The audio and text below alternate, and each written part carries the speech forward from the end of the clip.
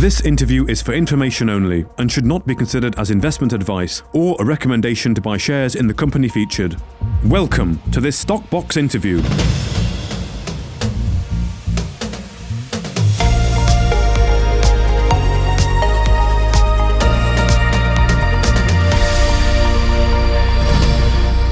Georgina Energy have announced a resource upgrade for its EP513 Hussar Prospect following the synthesis of new seismic data by an independent, competent person. The upgrade reveals a significant increase in estimated recoverable resources of helium, hydrogen and hydrocarbons. Well, joining us today is CEO Tony Hamilton. Thank you, Tony, for your time. How are you? Thanks, Mark. Yes, very good, very good. We've been in London now for a couple of weeks and everything seems to be progressing very well. And today's announcement was just the culmination of 5 years of hard work. Okay, good. Well, it's good to see that work coming to fruition. So let's just go through some of the details there. So you've had the revised resource estimates show a 20% increase. So you've got helium has increased from 155 BCFG to 196. Hydrogen from 173 BCFG to 218, and hydrocarbons from 1.75 TCFG to 2.03. So I wonder if we can perhaps try and contextualize that for the moment. I don't know if we can put numbers on it, what it means sort of in terms of in situ value, but if you could try and contextualize that BCFG number and the difference now with this increased resource here. Yeah, it's almost impossible to put numbers on it without making the numbers sound almost unbelievable. Okay. But because the price of helium varies, if you were to apply the base price from the last auction back in the US at 285, to contextualize it, on the helium alone, you would see an additional 60 billion in valuation. Okay. And that's why, as I said, it makes it a little bit hard. And there are a lot of things still to be done which will affect that.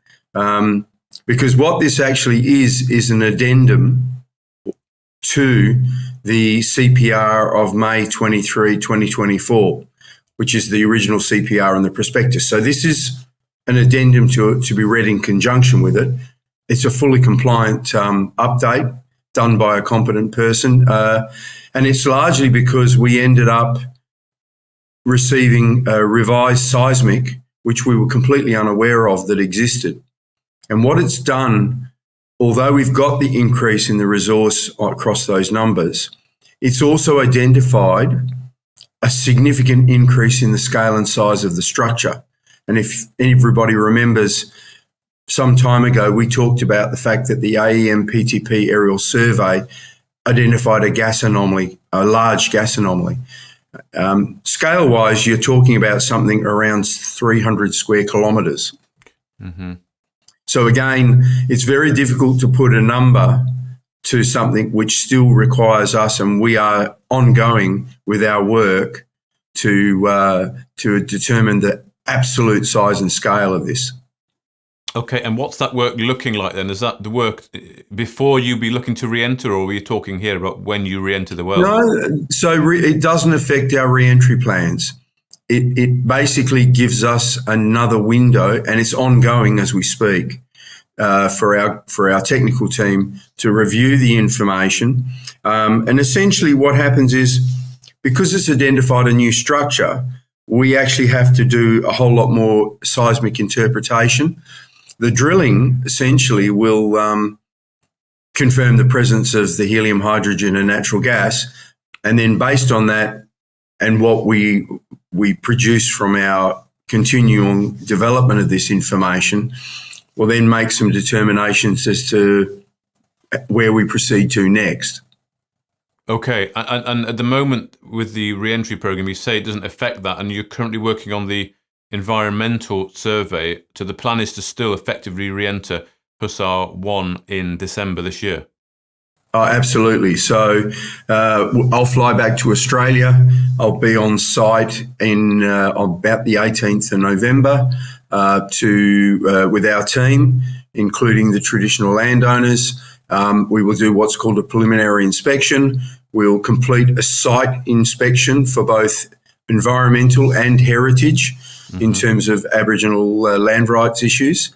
All of that information will then subsequently be provided to DEMAs. It's actually a prerequisite, so they can't grant the permit until we've been to site and completed these various tasks, but we'll have that completed. It's a 5-day program. That'll then be lodged with DEMAs. The updated seismic, which came as a result of this, also gets lodged with DEMAs. So, and then obviously, plan is still to be on site in December. Everything's on track for that. And yeah, we'll start the process.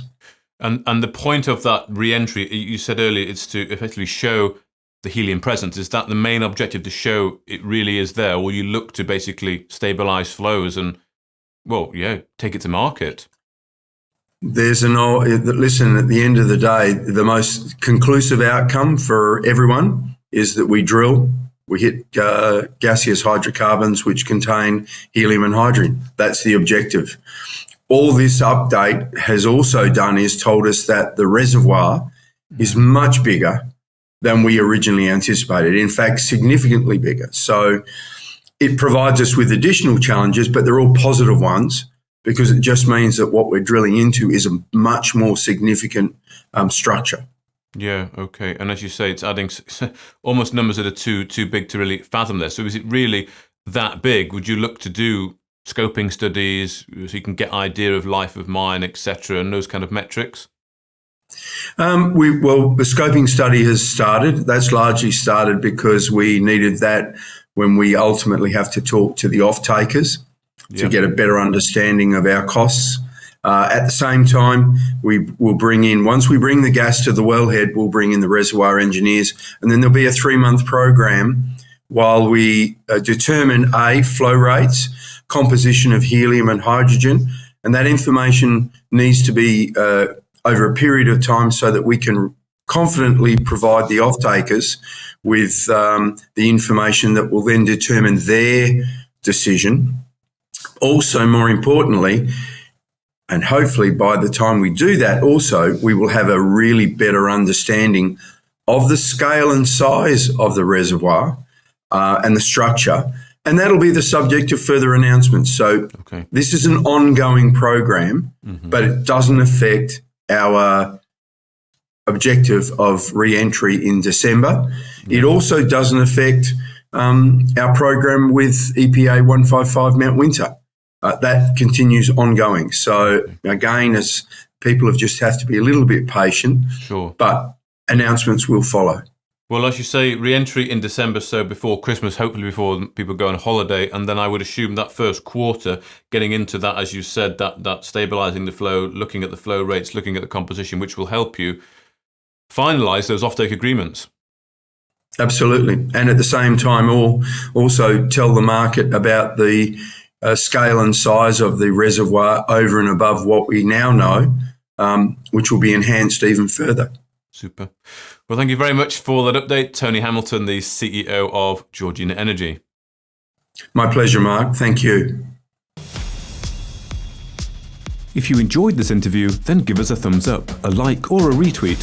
Subscribe to us on YouTube or follow us on Twitter and hit that notification bell to be the first to know when we release new content. There's loads of great content on our website too, across all our programs at stopboxmedia.com. Thank you for watching.